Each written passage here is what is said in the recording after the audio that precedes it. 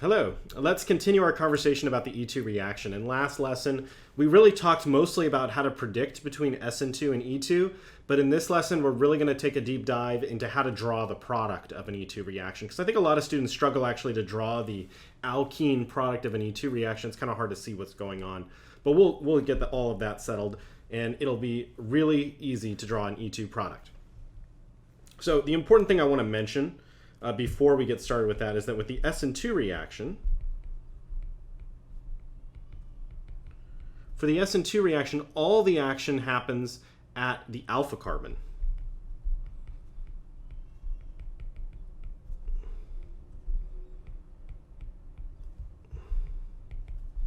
And remember, the alpha carbon is the one that's attached to the leaving group. And when I say action, I'm referring to the change that's happening during the reaction. Because remember, that's what a reaction is a chemical change.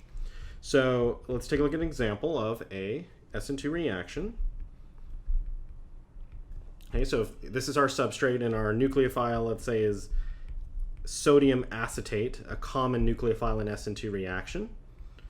And in that SN2 reaction, the nucleophile is going to attack the alpha carbon and kick out the leaving group bromine. And of course, the key here is that all the action is happening at alpha, the carbon that's attached to the leaving group. And so then the product of this SN2 reaction is going to be replacing that leaving group with an acetate group, OAC.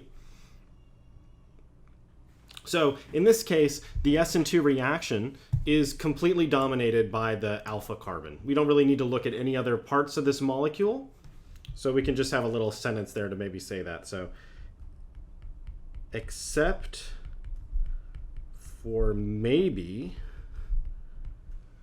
looking at beta carbon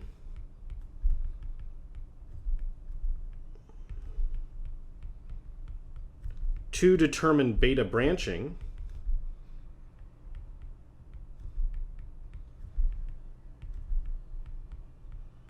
which is rare. You don't usually need to look at the beta branching anyway unless I specifically tell you to. We only look at alpha for SN2.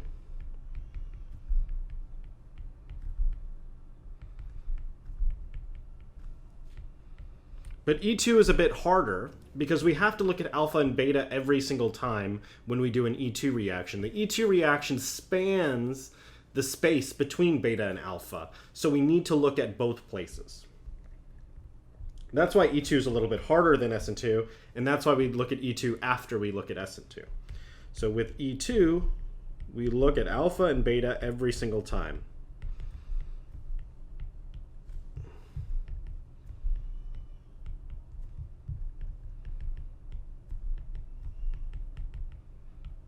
Okay. Let's take a look at an example. And before we worry about drawing the product of the E2 reaction, let's just refresh what we did last time and predict between E2 and SN2. So let's take a look at an example. And we'll take this substrate here.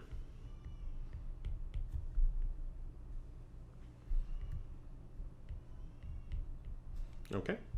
And let's treat that with our nucleophile, which will be NaOH. And then we'll do question mark. What's the product? Okay, before we can figure out what the product is, we need to figure out what the operative major reaction pathway is. Is it SN2 or E2? So first thing we look at, do you remember? It's the leaving group. We got to check to make sure we have a good leaving group, because if we don't have a good leaving group, we're going to stop right there. There's going to be no reaction. There's no point in doing all this extra work. In this case, our leaving group is OTS, which is one of our 5 good leaving groups. It's the sulfonate, so that's good. Second thing we want to look at is the nucleophile identity. The nucleophile is hydroxide, and we can take a look now at the conjugate acid, since we know we'll have to do that for our table. The conjugate acid of hydroxide is H2O, which has a pKa of 16. Okay, now we can do our table.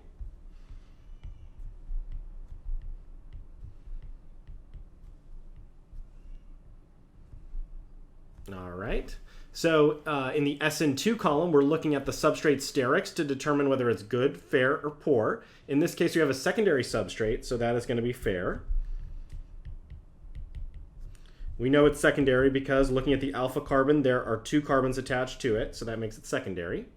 And then for the E2 column, it is pK of the conjugate acid is 16, which makes it a strong base, so that is good. And so, based on our table method, we see that E2 wins.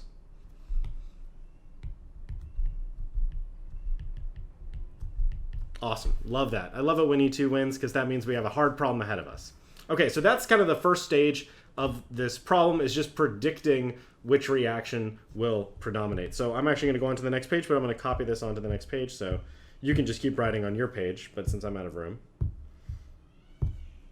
Okay, so every predict the product question has two parts.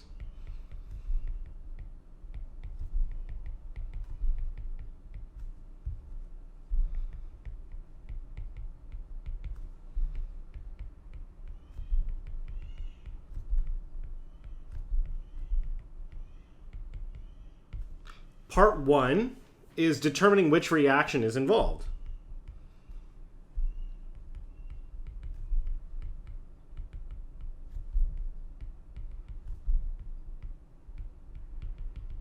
And that's what we just did on the previous page. Part 2 is going to be drawing the major product.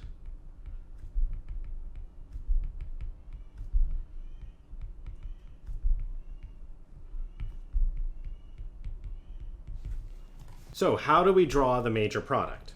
Well, there's a multi-step sequence that I'm going to teach you right now that it's going to get you the right E2 product each and every time. So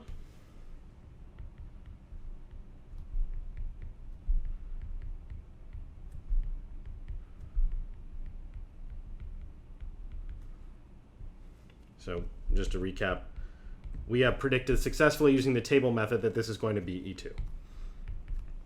Okay. Here are the steps you need to take to draw the E2 product, and you should do these steps every single time until it becomes more automatic for you. Okay, step 1. Look at the alpha carbon.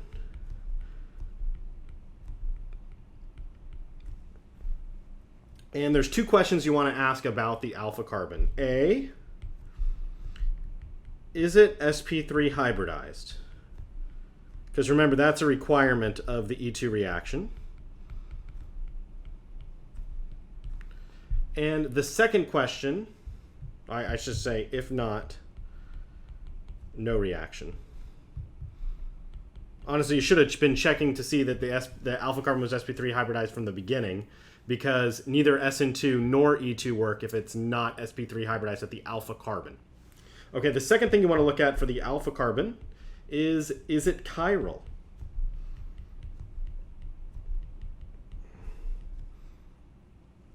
And remember, to figure out if something's chiral, you want to ask the question, does it have 4 different groups attached?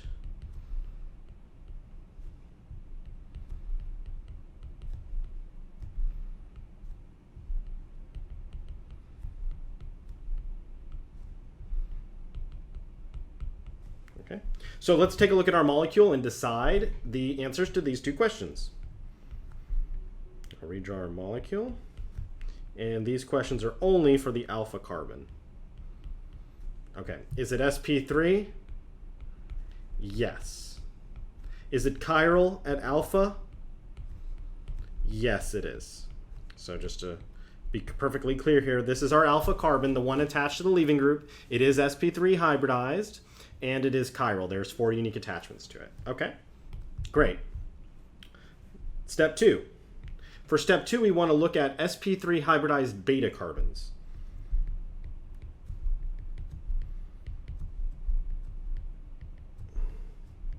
There can be more than one. In fact, there oftentimes is.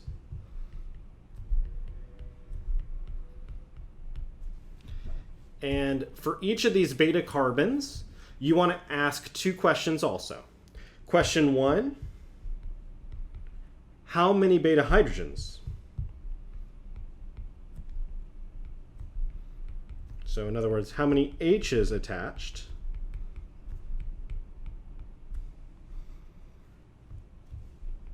And if none, ignore that carbon.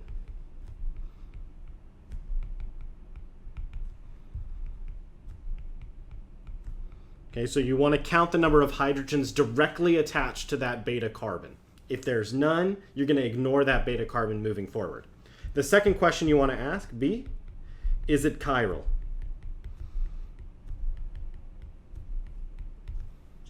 Somehow I've activated Siri in that conversation there. Okay. All right. So let's take a look at our molecule, and we're going to look at the beta carbons. In this molecule, there's actually 2 beta carbons. Remember, beta carbons are just carbons that are attached to alpha. And in this case, we have 2 betas.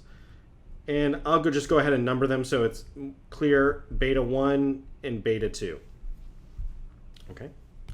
For beta 1, we'll answer the questions, and for beta 2, we will answer the questions also. So for beta 1, how many hydrogens are attached to beta 1? We're looking at beta 1. How many hydrogens are on that carbon? That's right, there's 2. 2 implicit hydrogens on that carbon. And is it chiral? Not chiral. If you've got 2 hydrogens attached, that means you don't have 4 unique groups, so it's not chiral. In beta 2, we've got actually 3 hydrogens attached, and it is also not chiral.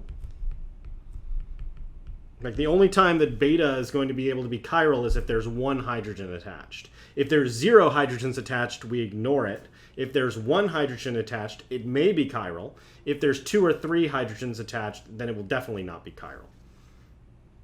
Okay, so we answered the questions about beta 1 and beta 2.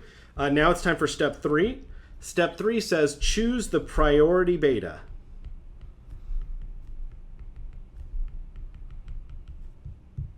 And in our system here, the priority beta is going to be the beta carbon with the fewest hydrogens.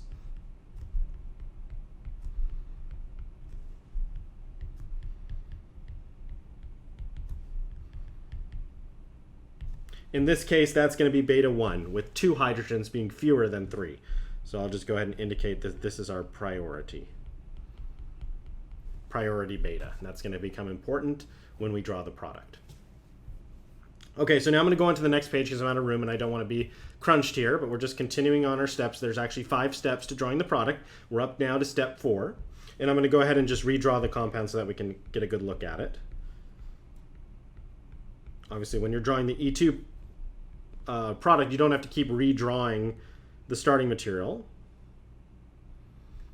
but I'm just redrawing the starting material just so that we can kind of answer questions about it. So this is our alpha and this is our priority beta, and I've indicated that now. And we're treating this with NaOH. Okay. Step 4. Now that we've chosen the priority beta, we ask this question. Are priority beta and alpha, it's very important that we say and, they both need to meet this condition, both chiral? If yes, rotate to reactive conformation.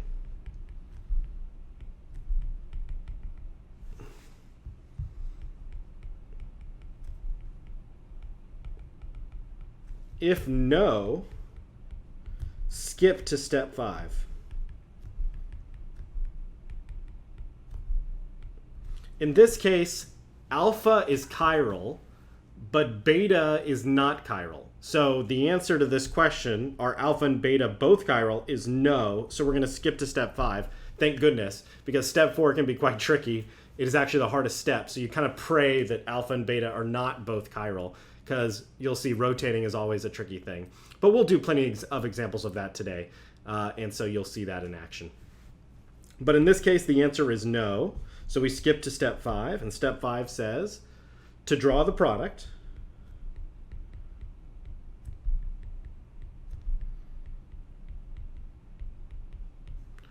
put a double bond between priority beta and alpha and remove the leaving group.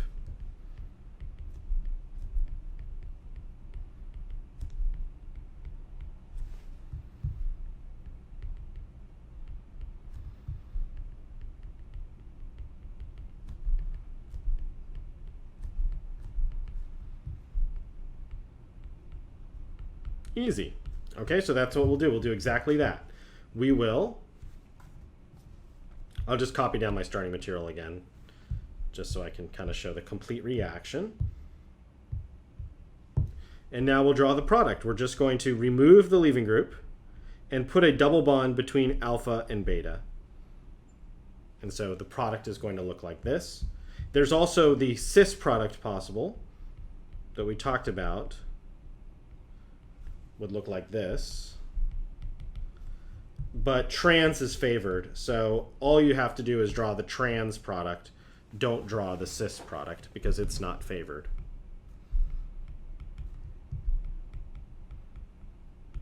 Okay. All right, awesome. Let's do another example, and that's all we're going to do today is just use these 5 steps to draw E2 products. Okay. Now for the next reactions, they're all E2 reactions. So we're just going to assume that we already did the table method and decided that E2 would win over SN2. So I'm going to skip that part just so we can have some more practice drawing E2 products. Okay, next one.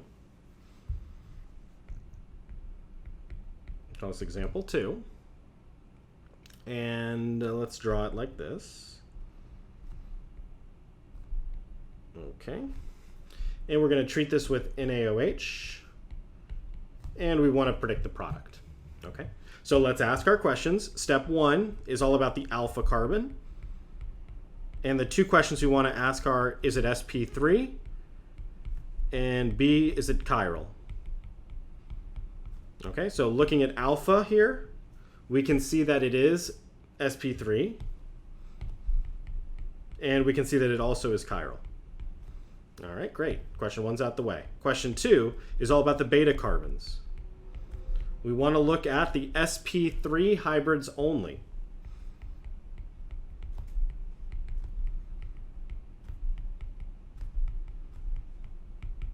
The sp2 and the sp betas are not going to do us any favors.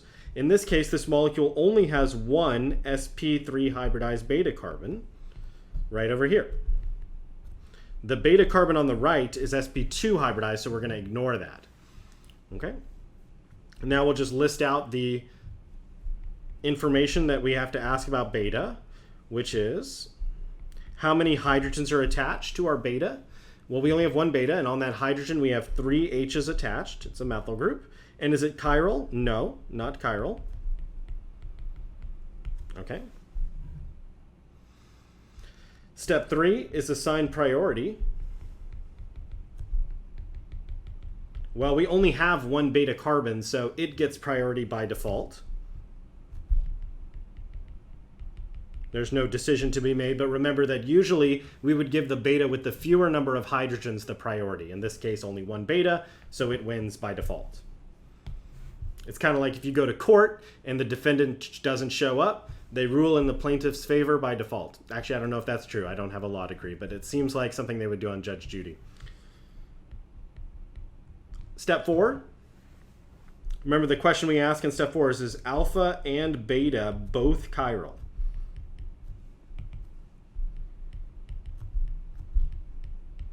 Well, alpha is chiral, but beta is not, so no. Phew, thank goodness, because we hate to do the rotation, and we don't have to do the rotation unless alpha and beta are both chiral. So that's a no.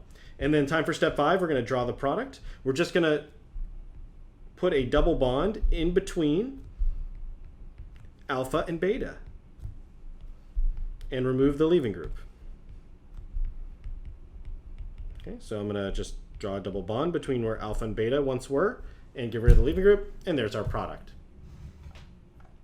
Sweet. All right, let's do another one. Shall we do a hard one? I think so. Let's do a hard one where we have to do step 4 and we don't get to skip step 4, because I think that's about as hard as they get. Okay, so this will be example 3. Go ahead and draw compound here.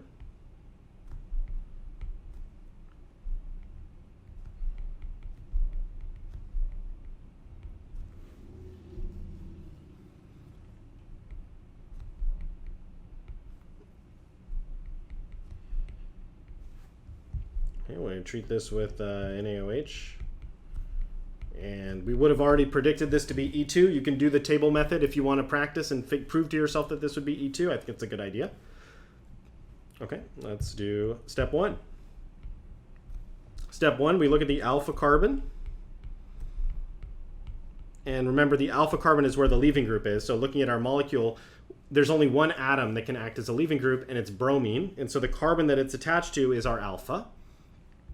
And so looking at the alpha carbon, is it sp3? Remember, it has to be sp3 or there's no reaction. Yes, it is.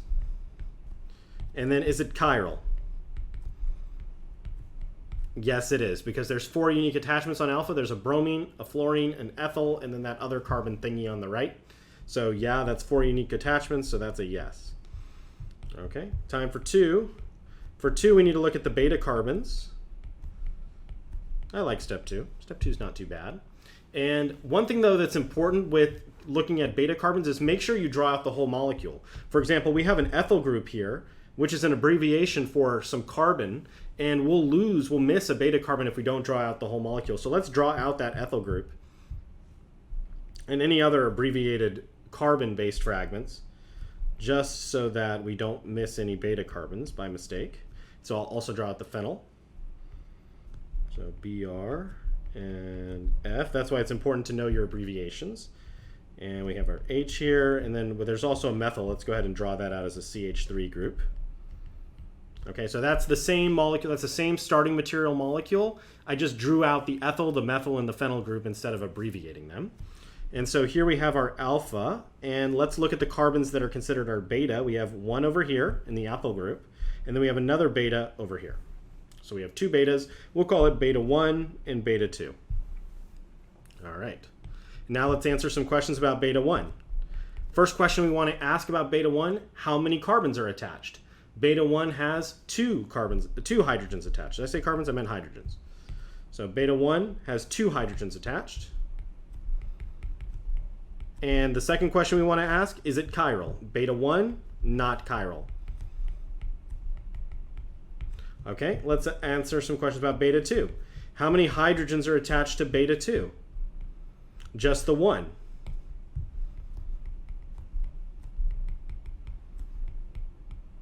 Is it chiral?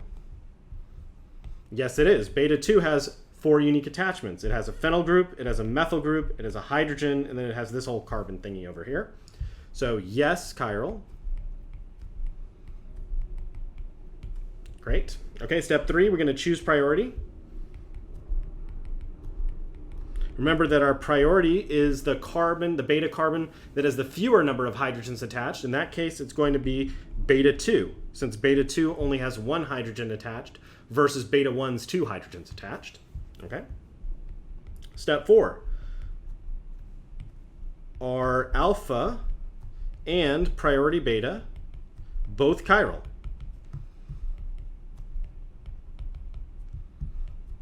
Uh-oh. Yes, they are. We know that alpha is chiral, and our priority beta, which is beta 2, is yes chiral also. So we've got a yes, which means more work for us. Okay? So in this situation, we need to rotate the molecule into the reactive conformation. So I'm just going to go ahead and redraw the molecule, and now we can just use the abbreviations again. We don't need to draw everything out as long as we're not looking for any beta carbons. A little bit faster to draw. And remember, in order for an E2 reaction to occur, we need to have a anti-periplanar relationship between the leaving group and the beta hydrogen. So what we need to do is we need to get our leaving group and our beta hydrogen, which is going to be the hydrogen on the right beta carbon, to be in this relationship. It's kind of zigzagged, no wedges or dashes, just flat in the page. So we need to rotate the groups on each of these carbons to accomplish that goal. So if you can see here on this carbon, focusing on the alpha carbon, the bromine needs to rotate to where the ethyl is. That's going to push the ethyl to where the fluoro is, and the fluoro is going to go where the bromine was. So that means the ethyl is going to be dash line, and the fluoro is going to come to become a wedge. And now we look at the second beta carbon, and we see that the hydrogen needs to move to where the phenyl was. So that's going to move the phenyl to the methyl, and the methyl to where the hydrogen was. So the methyl is going to become a wedge. The phenyl is going to become a dash. And this is the exact same molecule, just rotated into the reactive conformation. And we use the merry-go-round method to do that rotation. Reactive conformation. All right, now we've done the hard part. That's step 4, to rotate to the reactive conformation. Now we do step 5, and we just draw the E2 product.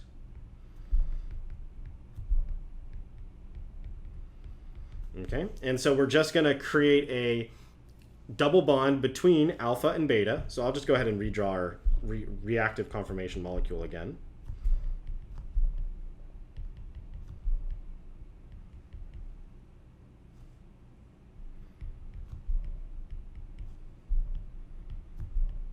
Okay, there's our molecule again, and this was our alpha carbon here, and this is our beta carbon.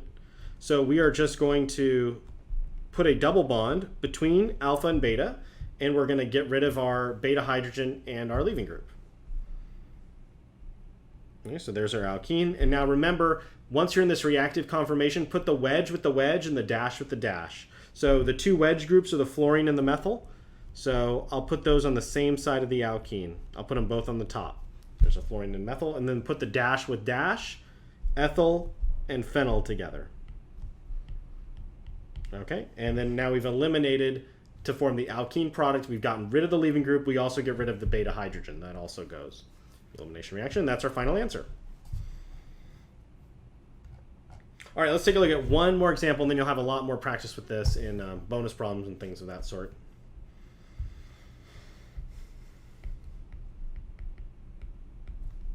So final example for today. Let's take a look at this molecule here. I love to just combine everything we've learned, so let's take a look now at a cyclohexane doing any elimination reaction.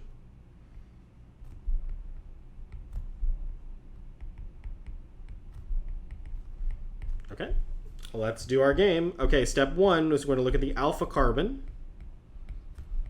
And looking at the alpha carbon, is it sp3 hybridized? This is our alpha here. It sure is. So yes. And is it chiral? Yes, it has 4 unique attachments. All right, cool. Step 2, we're going to look at our beta carbons. And I'll redraw the molecule just so we can get a closer look at those beta carbons.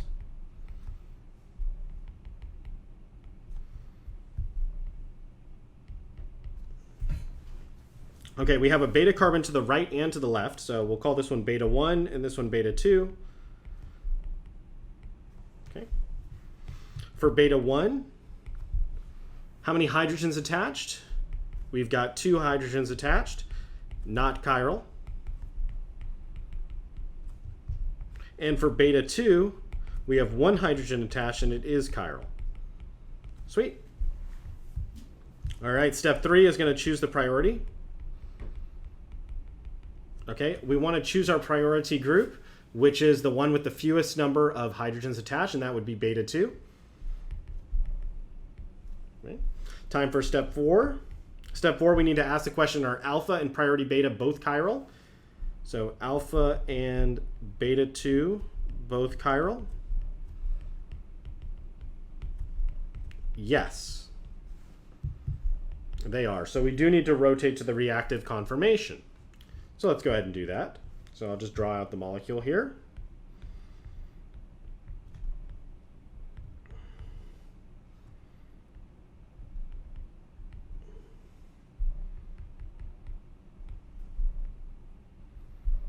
Okay, so if the methyl is on a dash, that means the hydrogen is on a wedge.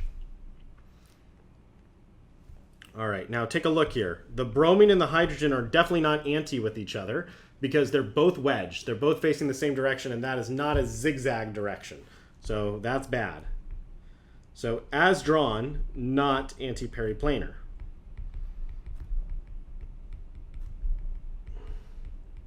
But we have a problem. We cannot rotate.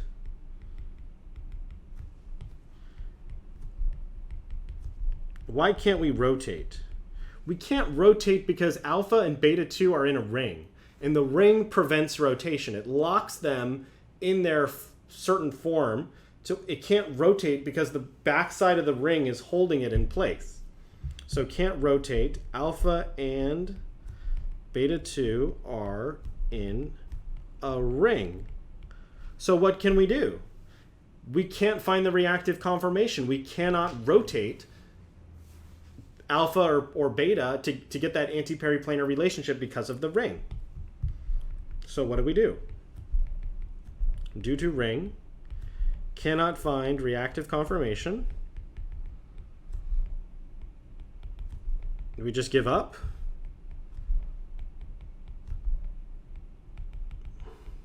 No.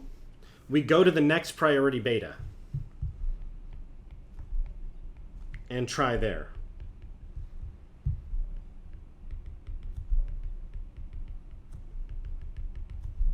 In this case, that would be beta 1.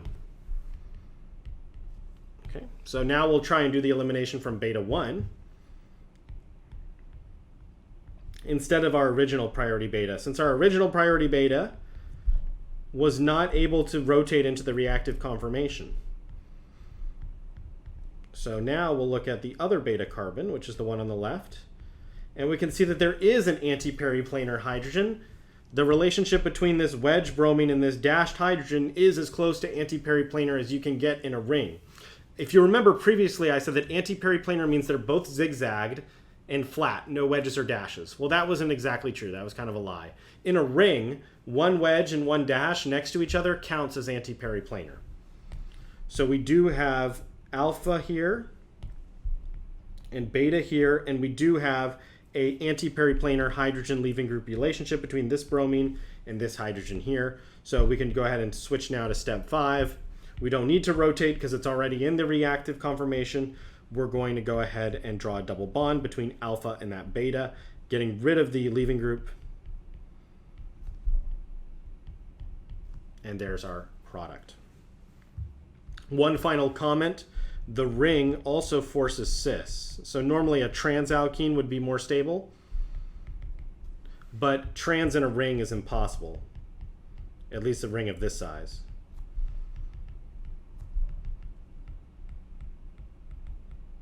Look at what a trans double bond would look like inside of a 6-membered ring. It would look something like this. So here's a trans double bond, and then we would just need, is that 6 carbons or is that 7? 1, 2, 3, 4, 5, 6. No, that's even too many.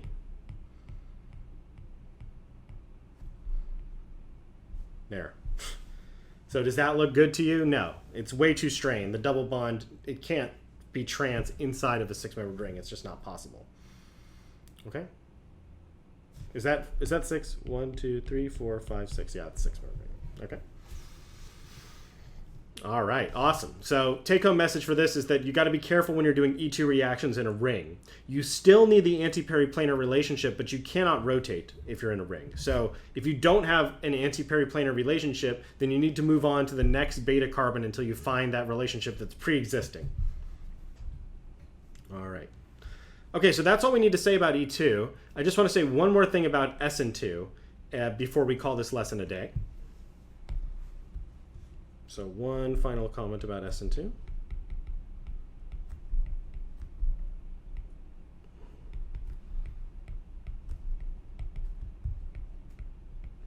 And that is the following.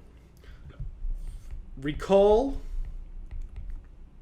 that SN2 can be Na on the table method if what?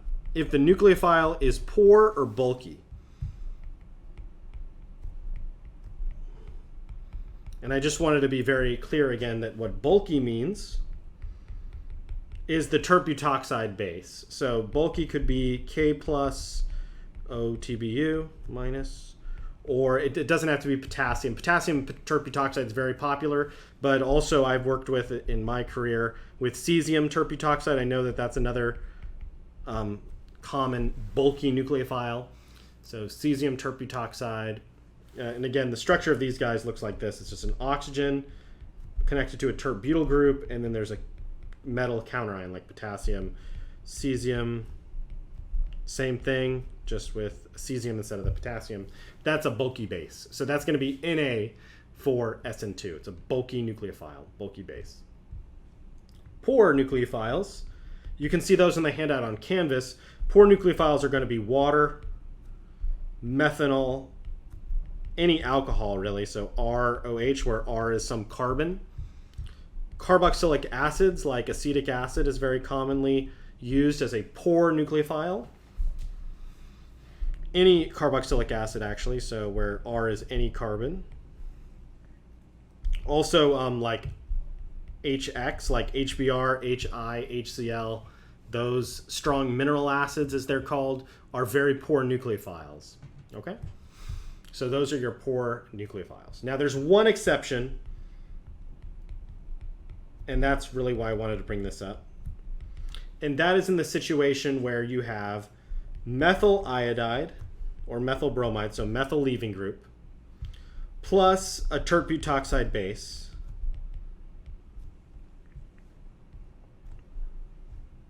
It does actually do SN2, so the product is actually the SN2, where you replace the leaving group with a tert butyl ether group. And now this reaction only works for methyl leaving group.